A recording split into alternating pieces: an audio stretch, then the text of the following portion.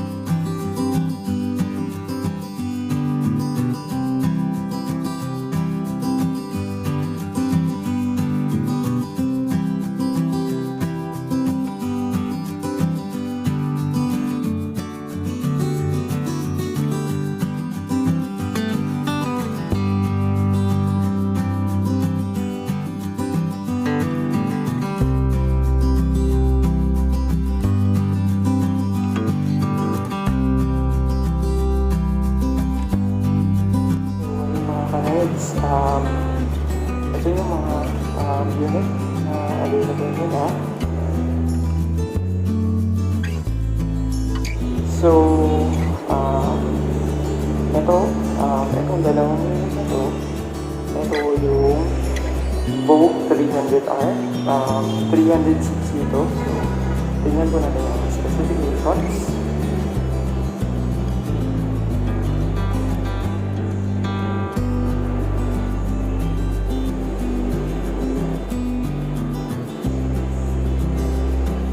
Ayan, so currently, dito sa Pilipinas, ito po yung mga colors na available, which is red, and we got one for black. And then, yung mga units po na nandito, these are the 300, Vogue 300RR, which is yung sports bike edition. 300cc po ito. So, ayan. So, ito rin po yung mga specifications niya.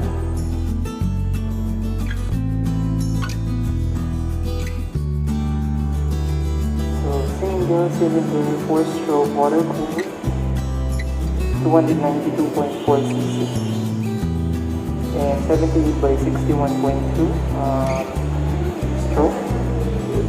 And the maximum power is 29 horsepower at 8,500 RPM.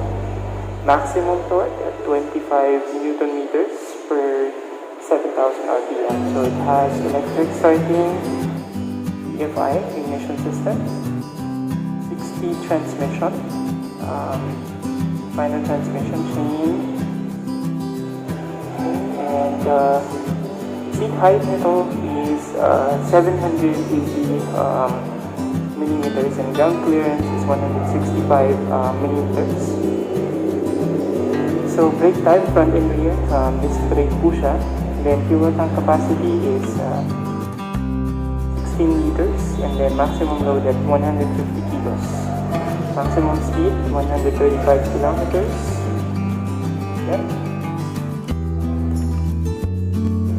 Yan din mo mga karide. So ngayon po, tatanong natin yung mga prices ng mga units na sila available. Yung 300cc na RR and then pati yung 300cc na R, which is yung sports bike and then yung naked bike edition nila. So, ano po pangalan yun? Nami. Miss Nami, gusto ko po malaman, magkano po yung 300R? Yung 300R po natin, sa cash po siya, 140. Kasama na po yung 3 years na registration. Pero sa SRP po, sa installment, 150. 150 sa installment. Okay. How about yung yung 300RR, which is yung sports bike? Ayan po si sports bike po natin, sports bike is 155 po siya sa cash, kasama na po yung 3 years registration. Sa installment po, SRP po natin, 160,000. I see. So available din pala siya sa mga installment? Yes. Yung installment natin, ilang years yung maximum? Maximum po tayo ng 36 months. 36 months, which is mga 2 years. Yes.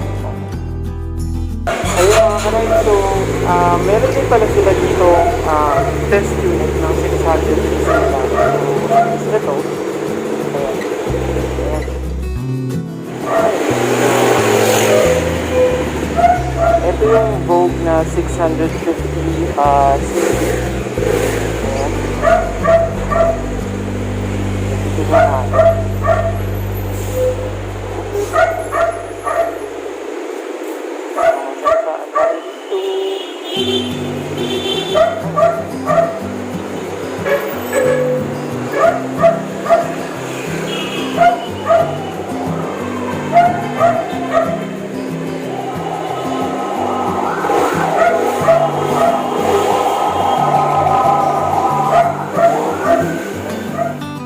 So yun guys, ito naman po yung kanilang 500cc, yung Vogue 500R.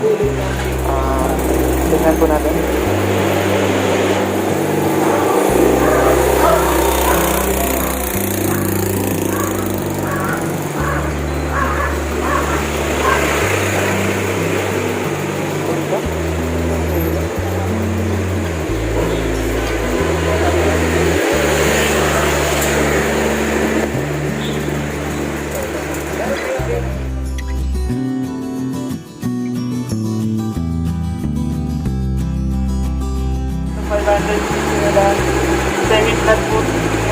nakita ko.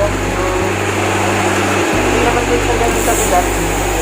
Tapos, sound check natin.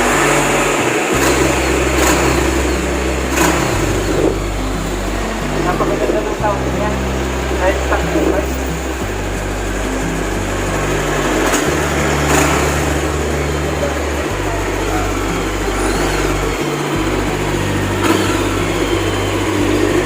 Nakakailap. Nakakailap na. Ilan nga po ulit ang seat height niya to? Color po ba available? Ito, seat height. Height niya, seat height niya po 785. Saan po yung mga colors na available? Ang pinadala po kasi nila sir, tatlong color na po. Ilang white, black at saka red.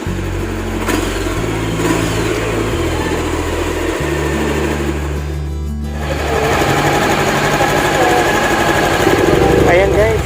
So, ito yung Vogue 500.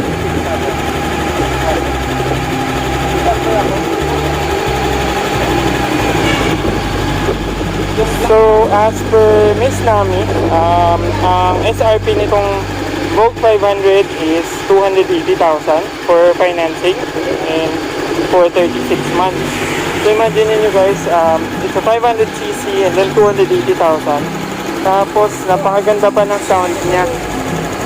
Kung nadinig nyo kanina, napakaganda ng sound niya. So, ayan. So, yun guys. Ito yung isa na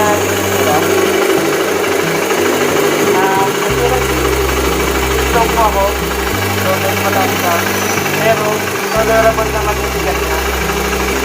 Tapos, maganda rin yung sound niya.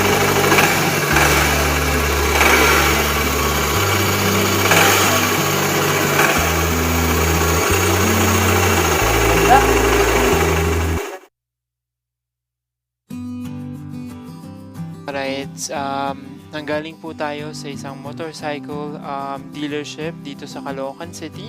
Ito po ay ang Vogue or Voge Philippines, and we checked their units, the 300R and the 500R, the 300RR as well as the 650 DS.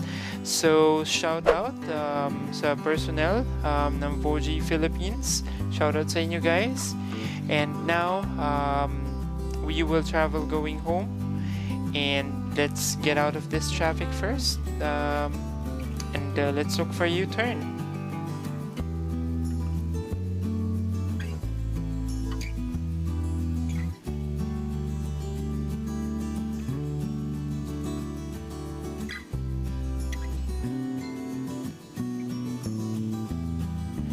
So ayun na nga guys, medyo traffic dito sa lugar na to, and hopefully makakita tayo ng U-turn kasi hindi ko din po kabisado itong lugar na ito.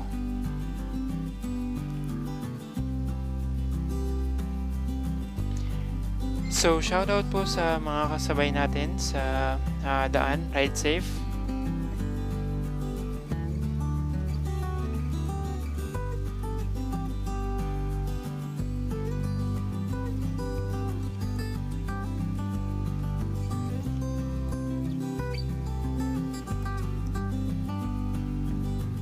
Oops, hindi pwedeng mag-U-turn.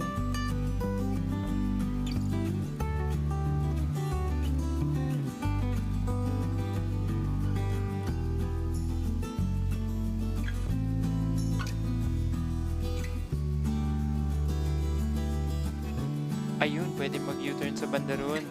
May nag-U-turn na taxi, so let's go guys.